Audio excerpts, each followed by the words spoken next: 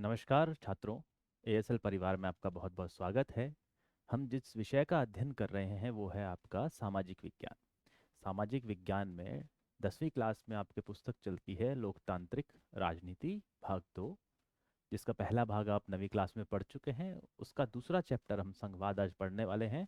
पहला चैप्टर हम पढ़ चुके हैं जिसका नाम था सत्ता की साझेदारी। ठीक है, अगर आपने नहीं पढ़ा है और इस वीडियो को देख रहे हैं तो पहले उस वीडियो को ज़रूर देख लें, क्योंकि उससे संबंधित कई चीज़ें हमारे इस वीडियो में आने वाली है। और मैं आपसे फिर कह रहा हूँ कि आप ये जो सब्जेक्ट है इसको समझ कर पढ़िए, रटने से काम नहीं चलेगा। समझेंगे तो आपको सारी चीज़ें याद हो जाएंगी। और वैसे जो ये बुक अभी चल रही है जिसका नाम है लोकतांत्रिक राजनीति, तो लोकतंत्र के बारे में अगर हम पढ़ रहे हैं तो हमें इतनी कठिनाई नहीं होनी चाहिए, क्योंकि दुनिया का जो सबसे बड़ा लोकतंत्र है वो तो भारत में है। अगर सही मायनों में कहीं लोकतंत्र का अध्ययन करना है तो जो विदेशी लोग हैं वो खुद भारत में आकर लोकतंत्र का अध्ययन करते हैं, क्योंकि सबसे अच्छा फलने फूलने वाला और संख्या की दृष्टि से देखें तो सबसे बड़ा लोकतंत्र हमारे यहाँ है। क्योंकि हम विश्व की दूसरी सबसे बड़ी जनसंख्या अपने यहाँ रखते हैं। पहली सबसे बड़ी जो जनसंख्या है वो चीन के पास है, पर चूंकि वहाँ स्पष्ट रूप से लोकतंत्र नहीं है। हालांकि वहाँ चुनाव होते हैं, आपने 9वीं क्लास में जो पढ़ रखा है कि चीन में चुनाव होते हैं, लेकिन वहाँ जो पार्टी है वो सिर्फ एक ही पार्टी है। अब एक ही है, वही खड़ी होगी तो वही जीतेगी। तो वहां पर हम उसको लोकतंत्र नहीं कह सकते। लोकतंत्र वही होता है जहां पर अंतिम शक्ति जनता के हाथ में होती है। जैसे भारत में है कि 5 साल में चुनाव आते हैं, लोकसभा के चुनाव आते हैं, उसके बाद विधानसभाओं के चुनाव आते हैं। तो वहां पर जनता ये डिसाइड करती है, जनता ये चुनती है कि उनके ऊपर शासन कौन करेगा। ठीक है? तो हम जिस अभी अध्याय का अध्ययन करेंगे वो दूसरा अध्याय है जिसका नाम है संघवाद। ठीक है, अब देखिए, इस संघवाद का अगर हम परिचय की मैं बात करूं तो पहला हमने जो चैप्टर पढ़ा वो था सत्ता की साझेदारी। क्या था पहला चैप्टर?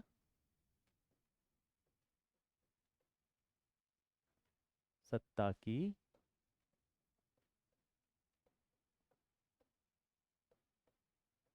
साझेदारी। ठीक है, इसमें आपके क्या बताया गया था कि साहब सत्ता जो होती है वो कई प्रकार से साझा की जाती है, बांटी जाती है। अब आप बोलोगे साहब कैसे बांटी जाती है, तो जैसा कि मैंने पिछले अध्याय में बताया था कि या तो सत्ता को विभिन्न संस्थाओं में बांटें। किस में बांटें? संस्थाओं में बांटें। तो आप बोलोगे सर संस्थाएं कौन कौन सी? जैसे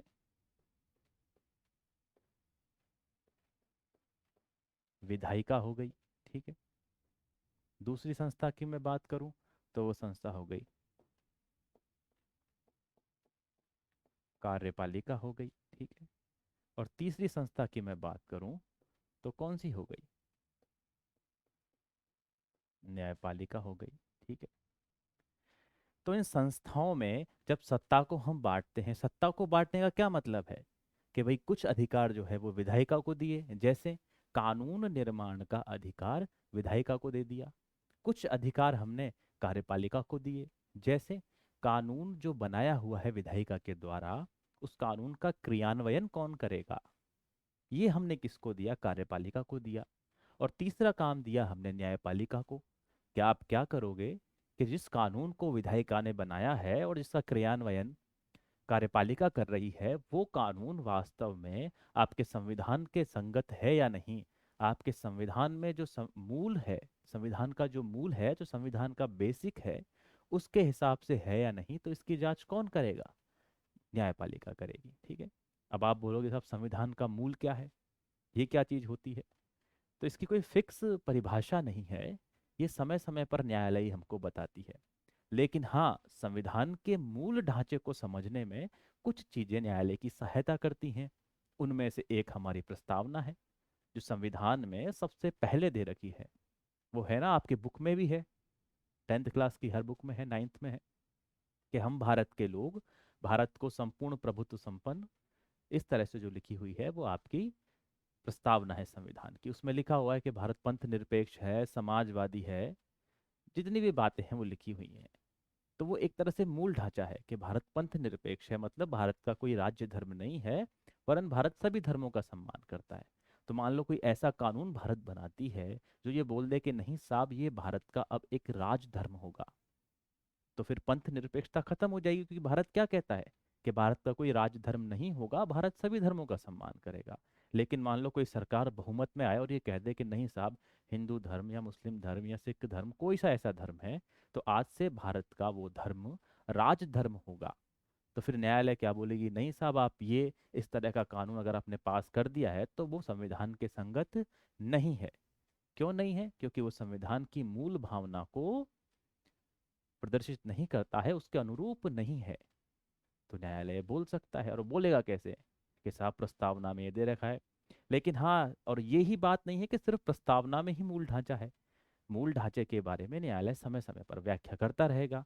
तो कानूनों की व्याख्या करने का काम कौन करेगा यहाँ पर? यही न्यायालय करेगा। एक तो इस प्रकार से सत्ता की साझेदारी हुई, ठीक है। दूसरी कौन सी हुई कि शासन के स्तर पर हो गई। किस पर? शासन के स्तर पर। कैसे? केंद्र सरकार,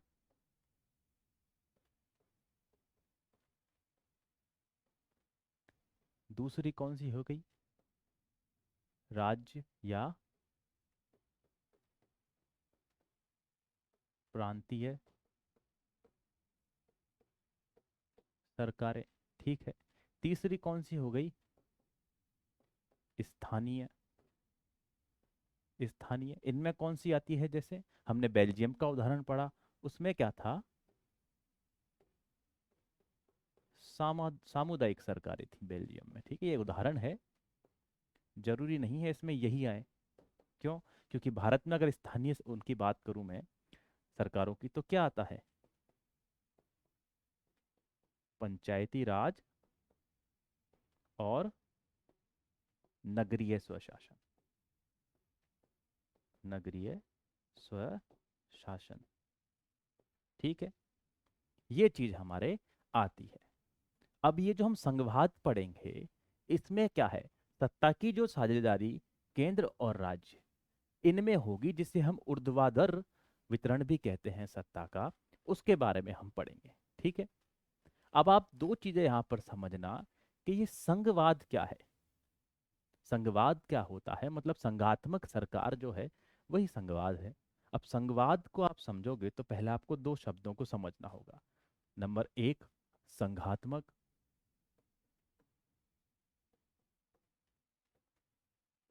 और नंबर दूसरा, एकात्मक, ठीक है। अब आप एकात्मक में एक चीज देखना कि मैं एक एग्जाम्पल बता रहा हूं यहाँ पर, ठीक है। ये हमने एक गोला बनाया, ठीक है, और यहाँ क्या है? केंद्र है, ठीक है। और जितनी भी शक्तियां हैं, शासन की जितनी भी शक्तियां हैं, वो किसके पास हैं? इस केंद्र में है। केंद्र में निहित है केवल। शासन के जो भी निर्णय लेगा वो सिर्फ केंद्र सरकार लेगी, जो कि किसी देश के टॉप पर है। तो वहां क्या होगा? एकात्मक शासन होगा। क्या होता है इसमें?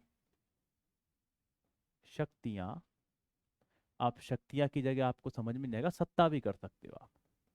सत्ता, और इसमें लिख लो शक्तियां। भाई सत्ता जिसके हाथ में होगी उसके पास तो शक्तियां होंगी, ठीक है। सत्ता क्या है?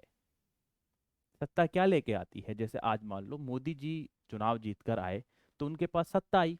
सत्ता का मतलब क्या हुआ? उनके पास शक्तियां आ गई, ताकि वो इस देश का शासन चलवा सके। तो सत्ता प्राप्त होने पर ही हमें शक्तियां प्राप्त होती हैं। तो सत्ता, शक्तियां किसके पास होती हैं? केवल केंद्र के पास। केंद्र यानी केंद्र सरकार के पास, ठीक है। केवल केंद्र के पास, ठीक है। शक्तियां किसके पास होंगी? केवल केंद्र के पास। दूसरा हम बात करें संघात्मक की, तो इसमें क्या होता है? मान लो ये केंद्र है, ये अपनी शक्तियां बांटता है, उनको साझा करता है। तो शक्तियां जो हैं शक्तियां केंद्र के अलावा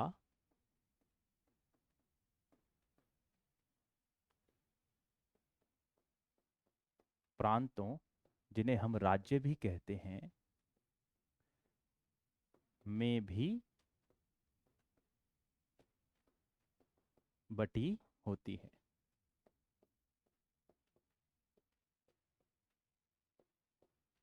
ठीक है। शक्तियां ना सिर्फ केंद्र के पास होती हैं, वरन वो कुछ शक्तियां राज्यों को भी दे देता है। जैसे भारत का मैं उदाहरण लूं, तो भारत में क्या है, जैसे सेंटर में गवर्नमेंट है, ऐसे हर राज्य में भी अलग सरकार है। राजस्थान में अलग है, एमपी में अलग है, बिहार में अलग अलग है, हिमाचल में अलग है। तो वहाँ की स्टेट गवर्नमेंट्स भी अलग हैं। एक सेंटर गवर्नमेंट है, केंद्र सरकार है, एक स्टेट गवर्नमेंट है, एक राज्य सरकार है। ठीक है। तो जहाँ पर शक्तियाँ केंद्र सरकार और राज्य सरकारों में विभाजित होती हैं, बटी हुई होती हैं, वहां पर तो संघात्मक व्यवस्था होती है। और जहां पर शक्तियां केवल और केवल केंद्र के पास होती हैं, वहां एकात्मक व्यवस्था होती है। अब आप बोलोगे सर ऐसा कहाँ है, तो एकात्मक कहाँ है, श्रीलंका में। ठीक है। संघात्मक कहाँ है, अपन ने इससे पहले वाले चैप्टर में ही पढ़ा था भाई, बेल्जियम में है। वहां पर पढ़ा था ना भाई, दो प्रांतों को शक्तियां दी गई क्योंकि वहां दो ही प्रांत थे। यूएसए में है, संयुक्त राज्य America, United state of America में है, भारत में है। ठीक है। तो इस प्रकार हमें संघात्मक व्यवस्था देखने को मिलती है। तो हम अब क्या पढ़ेंगे, इसी संघवाद के बारे में पढ़ेंगे। ठीक है। अब देखना साहब, संघवाद क्या है। क्वेश्चन उठता है भाई, संघवाद क्या है। तो हमने पिछले क्लास में पढ़ा था कि बेल्जियम के संविधान में जो प्रमुख बदलाव किए गए, क्योंकि वहाँ हमने पढ़ा था कि वहाँ क्या था, डच बोलने वाले लोगों की संख्या ज़्यादा थी, लेकिन शासन और शिक्षा और धन की दृष्टि से फ्रेंच लोग ज़्यादा थे। तो फिर सत्ता में फ्रेंच लोग थे। तो इस असमानता को खत्म करने के लिए वहां पर कुछ संशोधन किए गए थे। और वहाँ क्या था, उसमें केंद्र सरकार की शक्ति में कमी करना भी एक संशोधन था। ठीक है। और कमी करके अधिकार किसको दिए गए, प्रांतीय सरकारों को, यानी राज्य सरकारों को दिए गए थे। ठीक है। अगली बात क्या है, 1993 में जो कुछ बदलाव हुए थे, वो प्रांतीय सरकारों को कुछ संवैधानिक अधिकार दिए गए थे। अर्थात संविधान में ये लिखा गया था कि साहब, इन सरकारों को कुछ अधिकार प्रदान किए जाते हैं। और किससे लेकर प्रदान किए गए, वो केंद्र सरकार से लेकर, सेंटर गवर्नमेंट से लेकर प्रदान किए गए। इन अधिकारों के लिए प्रांतीय सरकारें अब केंद्र पर निर्भर नहीं थी। मतलब जो शक्तियां राज्य को प्राप्त हुई, मान लो जैसे शिक्षा का अधिकार अब केंद्र से लेकर राज्य को दे दिया। तो शिक्षा के लिए अब जो भी कानून बनेगा, उसके लिए किसी भी राज्य सरकार को केंद्र सरकार की तरफ देखने की आवश्यकता नहीं पड़ेगी। वो उस शिक्षा के लिए खुद अपने स्तर पर कानून बना सकती है। जैसे भारत में पंचायती राज राज्य सूची का विषय है, जिस पर राज्य सरकार कानून बना सकती है। तो पंचायती राज पर जो भी कानून बनता है, वो राज्य सरकार अपनी मर्जी से बना सकती है। उसमें केंद्र सरकार का कोई भी हस्तक्षेप नहीं होता फिर। ठीक है। अब साहब क्या हुआ, प्रांतीय सरकारें अब केंद्र पर निर्भर नहीं रही। इस प्रकार बेल्जियम ने एकात्मक शासन से संघात्मक शासन प्रणाली को अपना लिया। अब मैंने बताया था ना इससे पहले ही, एकात्मक और संघात्मक क्या होता है, कि जहां पर अधिकार केंद्र के पास होते हैं, वहां पर क्या होता है, एकात्मक होता है। और जहां पर अधिकार केंद्र और राज्यों में बटे हुए होते हैं, तो वहां पर क्या होता है, संघात्मक होता है। ठीक है। तो बेल्जियम में पहले क्या था, पहले एकात्मक था, सारी शक्तियां सिर्फ और सिर्फ केंद्र के पास थीं। लेकिन बेल्जियम ने क्या करा, बेल्जियम ने अपने संविधान में संशोधन करा। और इस संशोधन के माध्यम से बेल्जियम ने जो अधिकार यहाँ पर केवल केंद्र के पास थे, उन अधिकारों में कमी करी। और वो अधिकार किसको दे दिए, वो अधिकार राज्य सरकारों को दे दिए, ताकि वो सरकारें अपने हिसाब से कानून बना सकें।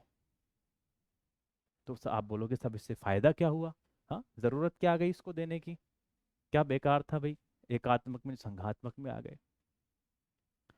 देखिए, वहाँ जो राज्य थे, तो हर विषय पर सभी के लिए एक जैसा कानून बने, ये आवश्यक नहीं है। मैंने आपको बताया कि वहाँ पर अधिक संख्या डच बोलने वालों की थी, कम संख्या फ्रेंच बोलने वालों की थी। कुछ क्षेत्र में सिर्फ डच बोलने वाले रहते थे, कुछ क्षेत्र में फ्रेंच बोलने वाले रहते थे।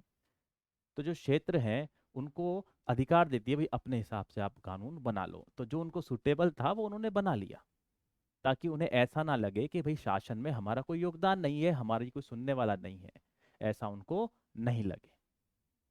और इससे असमानता भी खत्म होती है। जो अकेलापन सा, बेगानापन सा लोगों को लगता है साहब सरकार तो हमारी सुनती नहीं है, क्योंकि जिस भाषाई का या जिस जाति का या जिस समुदाय का, जिस संस्कृति का किसी क्षेत्र में बाहुल्य है, यदि वहां का शासन वो खुद चलाएं तो अपने लिए बेहतर कानून वो निश्चित रूप से बना सकते हैं। इसी विचार को लेकर, ताकि विद्रोह जैसी स्थिति या फिर ऐसा ना लगे कि साहब ये तो अकेले हैं, इनकी कोई सुन नहीं रहा, इनके लिए कोई कानून नहीं बन रहा, इसके लिए संघवाद की यहाँ पर अवधारणा का जन्म होता है एक तरह से। ठीक है, आगे हम चलते हैं। अब आपको बताता हूँ कि विश्व में जो देश हैं वो कितने हैं। 193 देश हैं, बहुत बड़ी एक संख्या है। उसमें से सिर्फ और सिर्फ 25 देश ऐसे हैं जहां पर संघात्मक व्यवस्था है। अब आप बोलोगे साहब कि सर आप तो इतनी देर से संघात्मक व्यवस्था के इतने गुणगान कर रहे हो कि साहब इसमें ये अच्छा होता है, इसमें ये अच्छा है, बच्चों इसमें ये अच्छा है, इसमें भेदभाव नहीं होता, इसमें सभी व्यक्तियों को अपने लिए कानून बनाने के लिए अधिकार मिल जाता है, और सत्ता का विकेंद्रीकरण यहाँ पर होता है, सत्ता साझेदारी होती है, और साझेदारी तो निश्चित रूप से अच्छी होती है। आपने पहले उदाहरणों में देखा कि बेल्जियम में हुई तो वहाँ पर लड़ाइयाँ नहीं हुई, विकास हुआ वहाँ का, और श्रीलंका में हुई तो वहाँ पर गृह युद्ध हुआ। तो आप तो बोलोगे सर कि ये तो अच्छा होता है, तो फिर इतने कम देशों में क्यों है। लेकिन जो भी विश्व के बड़े बड़े देश हैं जहां पर 40% जनता निवास करती है इन 25 देशों में ही, और वो सारे 25 के 25 देशों में क्या है, संघवाद है। तो एक हमारे पास फैक्ट ये भी आता है कि अगर आपका देश क्षेत्रफल की दृष्टि से बड़ा है और आपके देश में विविधता है, तो ऐसी जगह पर संघात्मक व्यवस्था बहुत उचित रहती है। अगर मान लो आपका देश ही छोटा है, वहां पर विविधता ही नहीं है, एक ही तरह के लोग हैं वहां पर, तो आप वहां पर निश्चित रूप से एकात्मक व्यवस्था से काम चला सकते हैं, कोई दिक्कत नहीं है। जब लोग ही एक हैं, कानून ही उनके लिए बनना है, तो कोई दिक्कत नहीं है। लेकिन अगर देश बड़ा है, जैसे कि ये दिख रहा है ना, हमारा भारत बड़ा देश है, विविधताओं का देश है। ऊपर हमारे जम्मू कश्मीर है, दिल्ली है, हरियाणा है जहाँ अलग भाषा, पंजाब है जहाँ पंजाबी बोली जाती है। ठीक है, मध्य भारत है जहाँ हिंदी बोली जाती है, साउथ में तमिल कन्नड़ बोली जाती है ना। 7 बहनें हैं हमारे उत्तर पूर्व में, तो वहाँ अलग संस्कृति है। तो इन अगर सभी जगहों में हम देखें इतनी विविधता है, तो ऐसा हो ही नहीं सकता कि सिर्फ एक ही सरकार उनके लिए कानून बना पाए। तो इससे अच्छा ये है कि हम सत्ता को बांट दें, साझेदार बना लें उनको, और वो वहाँ स्थानीय सरकारें हों, प्रांतीय सरकारें हों, जो अपने लिए कानून बनाएं। अब ये जो आपको लाल लाल से ये दिख रहे हैं, इन सभी जगह, इन सभी 25 जगह क्या है, संघात्मक शासन है। जैसे रूस में है, ऑस्ट्रेलिया में है, ब्राजील में है, कनाडा में है, संयुक्त राज्य अमेरिका में है, दक्षिण अफ्रीका में है। इन सभी जगह संघात्मक व्यवस्था देखने को मिलती है। लेकिन एक ऐसा देश भी है जो क्षेत्रफल में काफी बड़ा है, लेकिन वहां फिर भी संघात्मक व्यवस्था नहीं है। कौन सा है? चीन। ठीक है, क्योंकि यहाँ पर लोकतंत्र ही नहीं है, एक तरह से साम्यवाद यहाँ पर है। ठीक है, तो इस मैप का आपको देखकर पता लगा कि भाई किस किस जगह विश्व में संघात्मक सरकारें हैं। ठीक है, आगे हम चलते हैं अब कि भाई संघात्मक सरकारों की महत्वपूर्ण विशेषताओं पर हम गौर करेंगे, क्या क्या होती है। वैसे कुछ तो मैं आपको विशेषताएं बता चुका हूँ। यहाँ सरकार दो या अधिक स्तरों वाली होती है। ठीक है, जैसे दो स्तर कौन से हो गए? पहला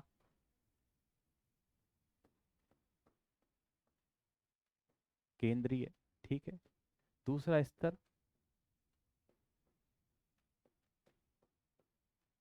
प्रांतीय या राज्य। ठीक है, अधिक करना चाहो तो अधिक भी कर लो, जैसे स्थानीय स्वशासन। ठीक है, और बेल्जियम की मैं बात करूं तो हमारे पास कौन सी थी? सामुदायिक सरकार है। कौन सी थी?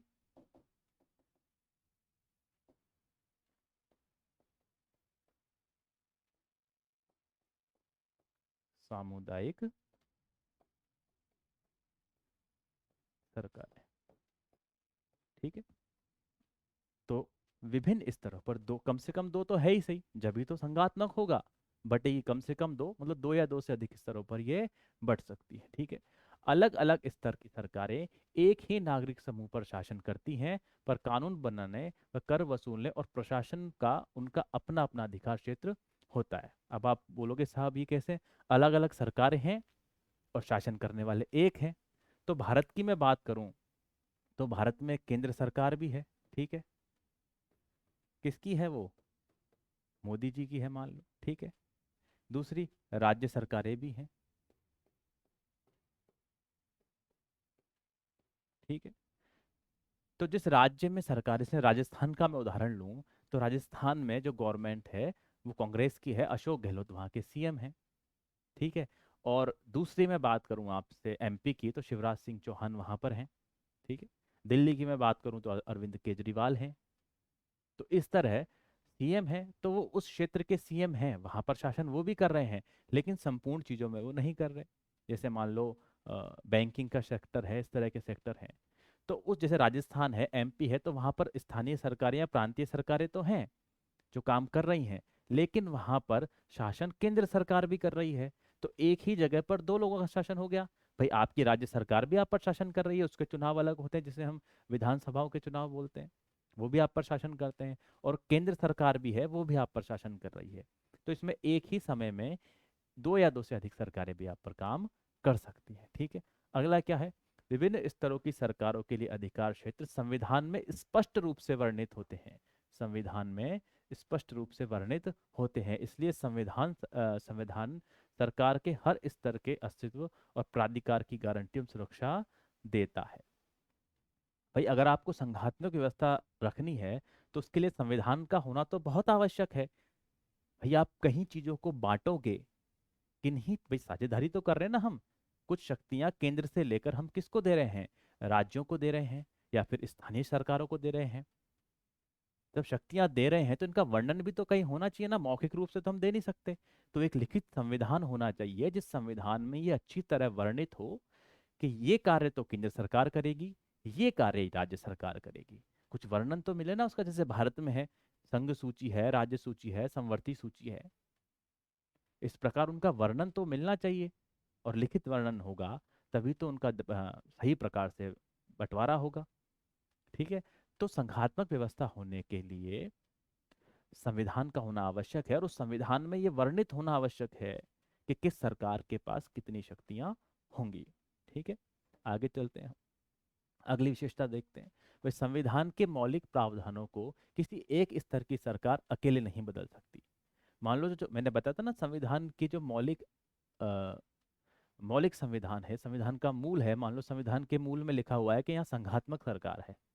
तो ऐसा नहीं है कि साहब केंद्र सरकार के पास बहुमत है, वो बड़ी सरकार है, वो पूरे देश की सरकार है, तो मोदी जी ऐसा चाहें कि साहब राज्य सरकारों को खत्म कर दो, मेरे एजेंट वहां बैठ जाया करेंगे और पूरा सेशन मैं ही चला लूंगा। भाई अभी जो बीजेपी की गवर्नमेंट है वो बहुमत में है, उनकी सरकार है, वो चाहे तो नियम बना सकते हैं। लेकिन ऐसा नहीं है, क्योंकि संविधान में लिखा हुआ है अगर कोई आपको राज्य संबंधी चेंज करना है तो संसद के दो तिहाई बहुमत के साथ, मतलब संसद में आपको वोटिंग करानी है इस बिल पर, जो कि परिवर्तन करने का बिल होगा, उस पर संसद सदस्यों के दो तिहाई सदस्यों का बहुमत होना चाहिए। उसके अलावा आधे से अधिक राज्यों की भी सहमति उस पर होनी चाहिए, तभी जाकर आप उसमें परिवर्तन कर सकते हो। ऐसा नहीं है कि साहब केंद्र सरकार का मन हुआ और वो मन मर्जी करने लगी, ऐसा नहीं है। क्यों? क्योंकि संविधान में लिखित है। और संविधान से बाहर निकलकर यदि वो कोई भी कार्य करेगी तो फिर न्यायालय उसको पकड़ लेगा वहीं, कि आप जो काम कर रहे हो वो संविधान के अनुसार नहीं है और ये असंगत है और इसे खत्म करो। ऐसा कई बार कर चुकी है। जैसे कि एनजेएसी, राष्ट्रीय न्यायिक नियुक्ति आयोग जो था, उसको बनाया गया जजों की नियुक्ति के लिए, और उस पर न्यायालय ने कह दिया कि साहब ये जो है ये संविधान की मूल के अनुसार नहीं है और इसे खत्म कर दो, तो वो कानून उसी समय खत्म हो गया। ठीक है। तो न्यायालय क्या करता है? समीक्षा करता है। तो अगर इस तरह का कोई परिवर्तन करना है जो केंद्र और राज्य संबंधित हो, तो अकेला केंद्र नहीं कर सकता, उसे आधे से अधिक राज्यों की सहमति लेना भी आवश्यक होगा। ठीक है। अगला देखते हैं, अदालतों को संविधान और विभिन्न स्तर की सरकारों के अधिकारों की व्याख्या करने का अधिकार है। जैसा कि मैंने तुमको बताया ना अभी, कि अपना न्यायालय क्या करता है, अदालत मतलब न्यायालय, तो वो व्याख्या करने का काम करता है कि साहब उक्त कार्य जो सरकार कर रही है वो संविधान के अनुसार है या नहीं। ठीक है। विभिन्न स्तर की सरकारों के बीच अधिकारों के विवाद की स्थिति में सर्वोच्च न्यायालय निर्णायक होता है। अगर मान लो केंद्र सरकार और राज्य सरकार में मतभेद हो जाए कि साहब को काम सही हो रहा है कि नहीं हो रहा है, तो ध्यान रखना छात्रों, निर्णय कौन करेगा, सर्वोच्च न्यायालय करेगा। इसीलिए तो न्यायपालिका है, न्याय व्यवस्था है। ठीक है। वित्तीय स्वायत्तता निश्चित करने के लिए विभिन्न स्तरों की सरकारों के लिए राजस्व मतलब पैसा कमाने के लिए, बिना पैसे के तो कोई सरकार चलेगी नहीं। पैसा कहाँ से आएगा, कर लगाएंगे, टैक्स लगाएंगे, उससे आएगा। ठीक है। इस अलग अलग स्रोत निर्धारित होंगे, मतलब ये बांटा जाएगा साहब कौन कौन से टैक्स कौन लेगा। जैसे मैं बात करूं, अभी तो खैर भारत में तो जीएसटी है, जीएसटी सेंट्रल गवर्नमेंट लेती है। उसके अलावा कुछ टैक्स ऐसे हैं जैसे मादक पदार्थों पर है, शराब जिसे हम बोलते हैं, उस पर राज्य सरकारें टैक्स लेती हैं, केंद्र सरकार नहीं लेती। तो ये वर्णित होना चाहिए, निश्चित होना चाहिए, लिखा हुआ होना चाहिए कि राज्य सरकार को अपना अ, राज चलाने के लिए, शासन करने के लिए जो वित्तीय की आवश्यकता पड़ेगी, उसके लिए धन कहाँ से आएगा, करों से आएगा, और कर किस किस जगह कौन कौन सी सरकार लगा सकती है, कौन कौन से कर केंद्र सरकार लेगी और कौन कौन से कर राज्य सरकार लेगी। ठीक है। इस प्रकार संघीय शासन व्यवस्था के दोहरे उद्देश्य हैं, जिसकी क्या उद्देश्य हैं, दो।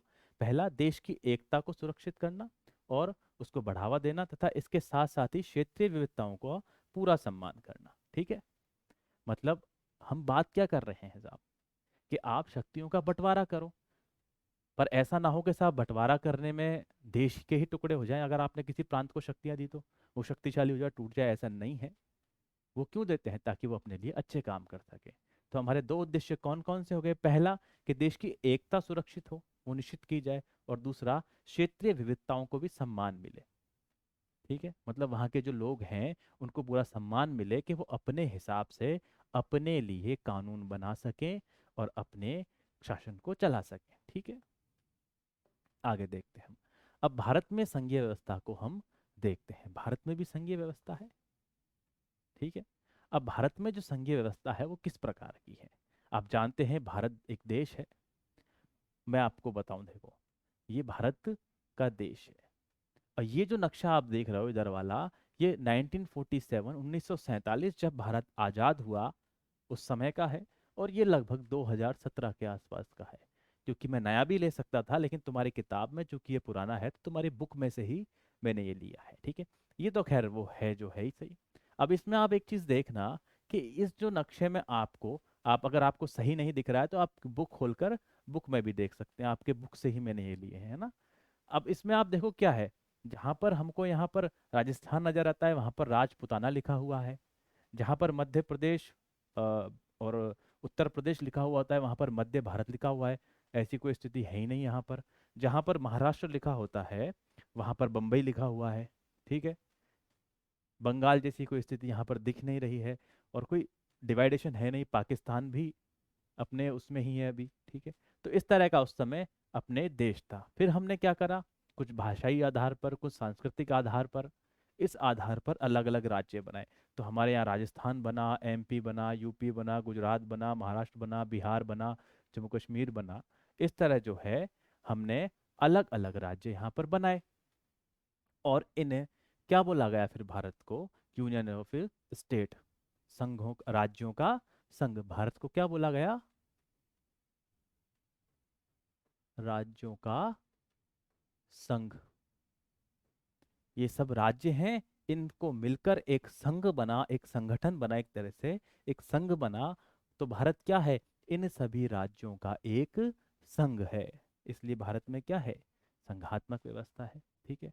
अब भारत में जब इन राज्यों को मिलाकर एक संघ बना दिया गया, तो उन संघों को कुछ अधिकार भी दिए गए। ठीक है। भारत के संविधान में यह वर्णित किया गया कि साहब केंद्र सरकार के साथ साथ राज्यों को भी क्या मिलेंगे, अधिकार मिलेंगे। ठीक है। इसलिए तीन सूची बनाई गई।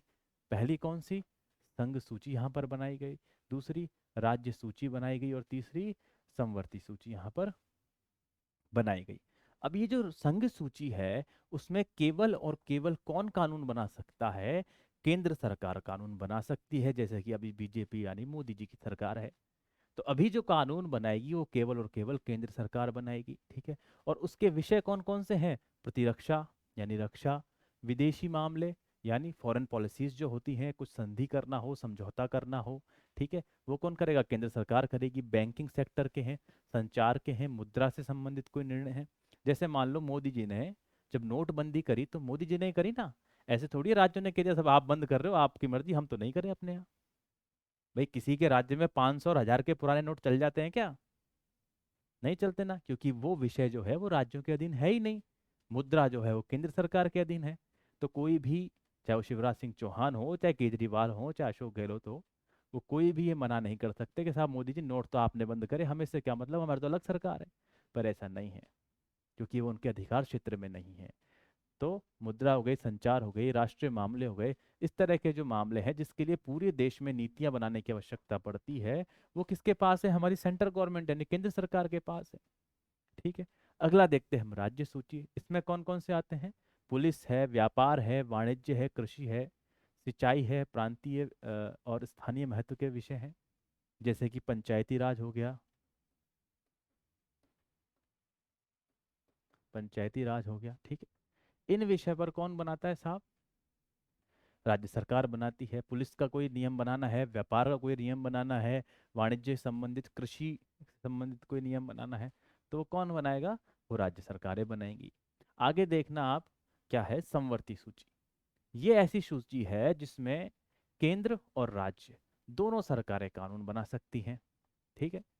चाहे तो इन विषयों पर केंद्र सरकार बनाए। ऐसी कौन से विषय हैं? शिक्षा है, वन है, मजदूर है, संघ है, विवाह है, गोद लेना है, उत्तराधिकार है। ऐसे जो विषय हैं इन पर केंद्र सरकार भी कानून बना सकती है और राज्य सरकार भी कानून बना सकती है। अब आपके दिमाग में एक बात आएगी, सर दोनों कानून बना सकते हैं। मान लो ऐसा हो जाए कि इनमें लड़ाई हो जाए कि नहीं, मैं इसी विषय पर, मान लो कोई इनमें है, शिक्षा है,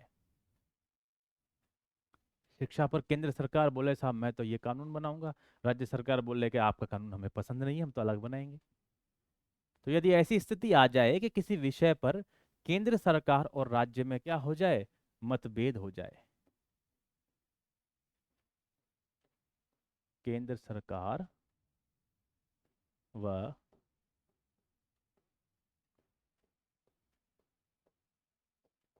राज्य सरकार में क्या हो जाए,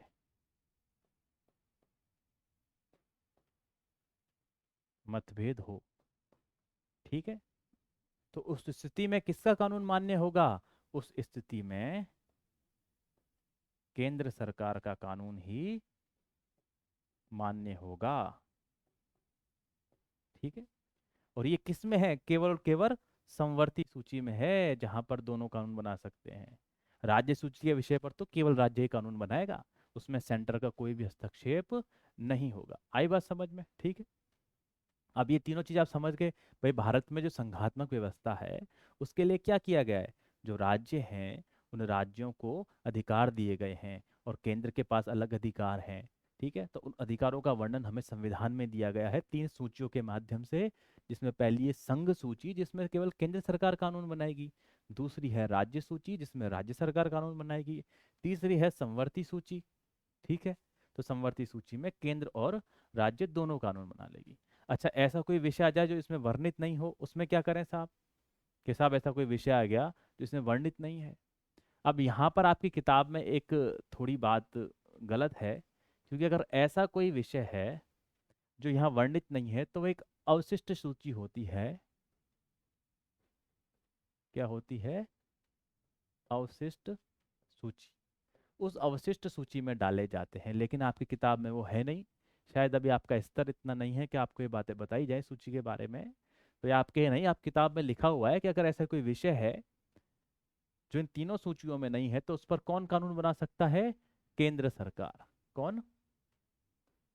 केंद्र सरकार। ये बात ध्यान रख लेना, आपको जो बुक में है वही याद करना है, ठीक है।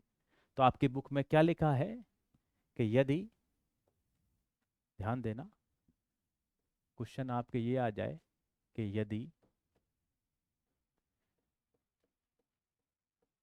ऐसा विषय, यदि ऐसा विषय जो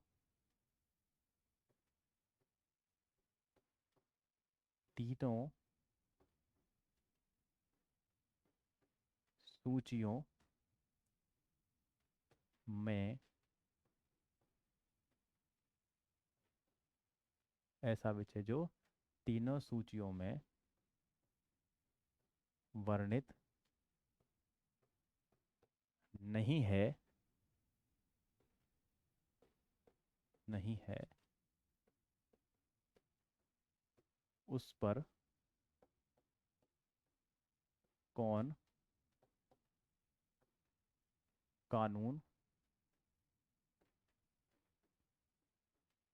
बनाएगा। ठीक है, उस पर कौन कानून बनाएगा, तो इसमें उत्तर क्या आएगा, केंद्र सरकार। उस पर कौन कानून बनाएगा, केंद्र सरकार कानून बनाएगी। ठीक है, आगे हम चलते हैं। अब देखिए यहाँ पर है भाषाई राज्य। भारत में आपने संघवाद तो देखा, ठीक है। संघवाद में आपने क्या देखा, सब केंद्र सरकार के पास अलग कानून है, राज्य सरकार के पास अलग कानून है। तो एक तरह से सत्ता की हमारे पास साझेदारी है। लेकिन भारत में किस प्रकार इसको इम्प्लीमेंट किया गया, आपको मैंने मैप दिखाए थे यहाँ पर, देखो कि भारत में पहले इस प्रकार था, फिर कुछ राज्य भाषाई आधार पर और कुछ सांस्कृतिक आधार पर बनाए गए। जैसे पंजाबी बोलने वालों के लिए पंजाब रखा गया, हरियाणवी बोलने वालों के लिए हरियाणा रखा गया, ठीक है ना। मराठी बोलने वालों के लिए महाराष्ट्र रखा गया, ठीक है। बिहारी बोलने वालों के लिए बिहार रखा गया, ठीक है। बंगला बोलने वालों के लिए पश्चिमी बंगाल रखा गया। तो भाषाई आधार पर राज्यों का क्या किया गया, निर्माण किया गया। भाषाई आधार पर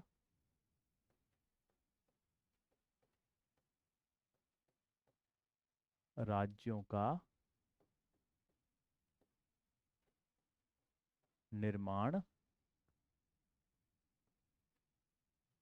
भाषाई आधार पर राज्यों का निर्माण किया गया, ठीक है ना। और ना सिर्फ भाषाई आधार पर भी राज्यों का निर्माण किया गया, बल्कि सांस्कृतिक आधार पर भी,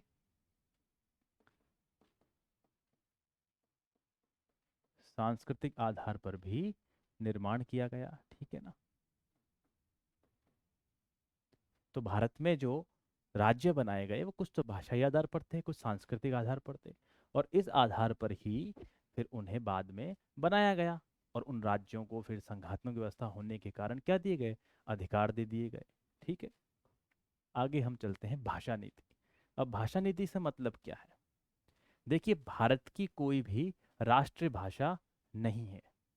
जैसे आपने श्रीलंका में पढ़ा था ना कि साहब सिंहली भाषा को राष्ट्रभाषा बना दिया, तो भारत की कोई भी राष्ट्रभाषा नहीं है। भारत की कोई राष्ट्र भाषा नहीं है, ठीक है। भारत की कोई भी राष्ट्रभाषा नहीं है। हाँ, लेकिन भारत की जो राजभाषा है, क्या राजभाषा है, वो क्या है, वो अपनी हिंदी है। भारत की जो राजभाषा है वो क्या है, हिंदी है, ठीक है। राजभाषा का मतलब क्या हुआ कि साहब जो कामकाज की भाषा होगी, जहां पर काम होगा, वो कौन सी होगी, हिंदी होगी। लेकिन हमारे साथ दिक्कत ये है कि साहब हिंदी जो है ना, उसको बोलने वाले सिर्फ और सिर्फ 40% लोग इस देश में है। उसके अलावा भाषाएं जो है वो दूसरी बोली जाती है। हिंदी समझने और बोलने वाले इस देश में सिर्फ 40% लोग हैं। 60% लोग जो है वो हिंदी बोलने वाले नहीं है। अब ये डिसाइड किया गया था कि साहब उस समय जो काम चल रहा है तो वो अंग्रेजी भाषा में चल रहा था। जितना भी शासन का काम था वो अंग्रेजी भाषा में था। तो ये डिसाइड किया गया था कि सब 1965 तक अंग्रेजी में चलेगा और उसके बाद इसको हिंदी में पूरी तरह रूपांतरित कर दिया जाएगा। पर ऐसा हो नहीं पाया। जो दक्षिण भारत के राज्य थे जहाँ पर हिंदी समझी नहीं जाती, उन्होंने विरोध कर दिया कि नहीं, सब अंग्रेजी में ही इस काम को चलने दीजिए, क्योंकि हम तो समझ नहीं पाएंगे। विशेषकर तमिलनाडु ने इसका बहुत विरोध किया, विशेषकर